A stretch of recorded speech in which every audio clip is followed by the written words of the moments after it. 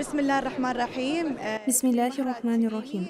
Bugun biz tinch totuv yashash va muloqotni rivojlantirish yo'lida faoliyat yuritayotgan turli madaniyatlar va dinlar o'rtasida amaliy hamkorlikni yoshlar, akademik va insonparvarlik tashabbuslari orqali mustahkamlashga xizmat qilayotgan Manara tinchlik va muloqot markazi vakillari sifatida bu yerda bo'lib turganimizdan juda mamnunmiz. Shuningdek, islom sivilizatsiyasi bo'yicha birinchi xalqaro forum ishida ishtirok etayotganimizda, islomning asl mohiyatini anglatishdek yuksak missiyaga daxldorligimizdan baxtiyormiz. Biz islom sivilizatsiyasi markazi bilan o'zaro aloqalarimizdan faxrlanamiz. Ayniqsa Manara markazining birinchi mintaqaviy vakolatxonasi va ofisi aynan shu yerda, O'zbekistonda joylashgani ikki muassasa o'rtasidagi hamkorlikning mustahkamligini va birgalikda muloqot hamda bag'rikenglik qadriyatlarini qaror toptirishga bo'lgan intilishini yaqqol namoyon etadi.